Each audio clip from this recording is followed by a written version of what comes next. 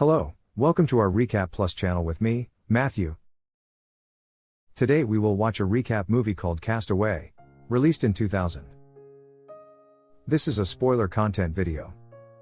So please turn on the subtitle and let's start the story.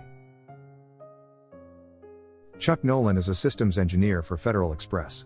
He shows some Moscow, Russia, staff how FedEx does business. The most important thing he tells them about is time, that the package sorting must be completed precisely on schedule. To prove it, he opens a package he sent to himself from FedEx's headquarters and his home base in Memphis, Tennessee, that contains a small timer. Chuck launches the crew into the package sort with a time limit of 3 hours. With 15 minutes left, the sort is threatened when one of the Moscow office's trucks is booted in Red Square. The package sorting is carried out in the street. He calls his girlfriend, Kelly, and leaves a message saying he'll be back there in less than 24 hours and that he needs to see a dentist for a tooth that's bothering him. During dinner with her family on Christmas Eve, he gets a message that he needs to go to Malaysia. They drive to his departure point at the airport and they exchange their Christmas gifts. He gives her a bunch of kitchen items, and she gives him an antique watch that belonged to her grandfather. Inside the lid is a picture of her. Chuck is quite taken with the watch and promises her he'll always keep it set to Memphis time to remind him to come home. He is the only passenger and rides in the jump seat of a FedEx Cargo MD-11 across the Pacific Ocean. Chuck wakes up when the plane bumps into some turbulence. The plane has encountered a fierce storm. The pilots attempt to fly around it, but they've fallen out of radio contact with Fiji. The plane goes straight down and crashes into the ocean. Water rushes into the fuselage in a flash. Chuck makes it to the surface and climbs in the raft, seeing one of the engines explode. Chuck passes out and is washed onto the shore of a very small tropical island. He discovers immediately that his pager is waterlogged and that Kelly's watch is equally ruined. He also finds out very quickly that he's alone, though the sound of falling coconuts tricks him into thinking someone else may be stalking him. Desperate to find food and fresh water, Chuck spends a long time trying to open a coconut. When throwing them at a large rock and smashing them on a smaller rock fail, he uses a sharp rock to finally cut the shell. He's also able to spear small crabs, but without any fire to cook them, they aren't a good food source. He explores the island, finds a small cave in the rock, and finds a total of 11 FedEx packages from the crash that have washed ashore. He also discovers the body of one of the aircraft's pilots and buries him. At night on the beach, Chuck sees the lights of a ship. Using a small flashlight he recovered from the body of the pilot, he tries to signal the ship but is unsuccessful. The next morning he attempts to leave the island in the rubber raft from the jet.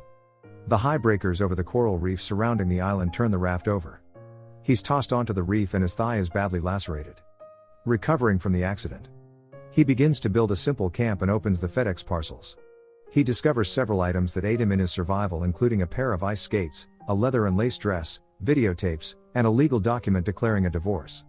Another parcel contains a volleyball that eventually becomes his companion. One of the parcels is decorated with a pair of wings and for unexplained reasons, he doesn't open it. He tries to build a fire by rubbing a stick against a piece of wood but cuts his hand. In a fury, he grabs the volleyball and throws it. His cut hand leaves a bloody imprint on the ball, and from that he adds in a face, naming it by its brand name, Wilson. The ball becomes his companion. Sometime later he describes to Wilson the flight path of his jet compared to its last known position and calculates that the search area is over 500,000 square miles, twice the size of Texas. He realizes it's doubtful that he'll ever be found. Chuck uses the lace from the dress as a fishing net, eating a small minnow he catches raw, though he's clearly repulsed by it. He also spends a lengthy amount of time rubbing two sticks together to build a fire. The process is frustrating, but Chuck perseveres, refining his technique, and finally gets a large fire going. Chuck creates a rudimentary home in a small cave that shields him from tropical storms that occasionally hit the island. Still suffering from the tooth that was bothering him before he left Memphis, it has abscessed and is extremely painful and swollen. Desperate, he finally resorts to using the sharp end of an ice skate blade with a rock as a hammer to extract the tooth. 4 years pass. Chuck has lost more than 50 pounds and his hair and beard are long and unkempt. He survives day to day. During a storm, 2 of the walls of a broken fiberglass portable toilet are tossed on shore.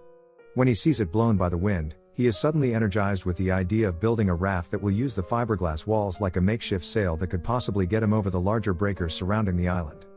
He chops down trees and lays out his raft. To tie the poles together, he braids rope from local tree bark and from the videotape. He counts the days necessary to catch the northeast trade winds that he hopes will take him into the shipping lanes and rescue. Chuck isn't certain where he is headed but figures that he would rather die at sea than spend the rest of his life alone on the island. At one point he imagines that Wilson is telling him the plan won't work and he punts Wilson out of his cave. Immediately remorseful, Chuck runs outside and finds Wilson, apologizing to him. Chuck prepares food, water, and other necessities for his escape. He also tells Wilson that he'll have to make rope again. Chuck cuts down saplings on the island and peels the bark from them to braid. When he finishes scouring the island and finds he's cut down every sapling he can, he tells Wilson he'll have to make the rest of the rope from videotape, which won't be as strong as the tree bark. When Wilson suggests where Chuck can get more rope, Chuck becomes very reluctant. The extra rope was a length Chuck had made when he was contemplating suicide a few years before. Chuck climbs to the top of the island's peak and retrieves the rope, which he'd tied to a dummy of himself to test it. Chuck tries his companion Wilson and the FedEx parcel decorated with wings to the raft. With the new sail and a pair of makeshift oars, he's able to sail over the reef surf and escape the island and lagoon. He sails for many and encounters a few storms, the sail doubles as a shelter, and continues fishing and collecting rainwater to survive. One day, following a heavy storm, an exhausted Chuck is awakened by water in his face, apparently from the spout of a whale, and sees Wilson floating away. He tries to rescue Wilson but, afraid of losing the raft, he is forced to let Wilson go. He is despondent over losing Wilson. He has nearly given up hope of rescue when he is wakened by another whale spout. He turns over to see a container ship passing close by. They signal that they've seen him. A month later, Chuck is flown home to Memphis and is the guest of honor at a large company-organized welcome reception. On the plane back, he talks to Stan, who tells Chuck they had a funeral with a coffin that they filled with small items in Chuck's honor. Stan's wife also had passed away during Chuck's time away, and Chuck reflects on how Stan had to go through two funerals very close together. The reception is attended by FedEx's president, Fred Smith, and a large buffet is served. Chuck looks thoughtfully at the large crab legs that were served, perhaps thinking of fishing for crabs on the island. Later that evening, Chuck takes a taxi to Kelly's home. She seems to be expecting him and invites him inside. They talk about little things and he discovers how much her life and ambitions have changed and how she coped with his presumed death. Chuck gives Kelly back the watch she had given him, telling her that it is a family heirloom and should remain in her family. She gives him the keys to his Jeep, which she had kept.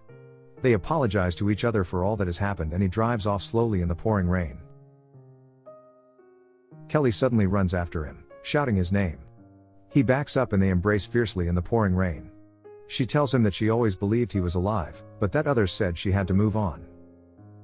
Chuck later describes the meeting with Kelly to Stan, and how he understands and accepts that while they will always love each other, their lives have gone in different directions and they cannot be together.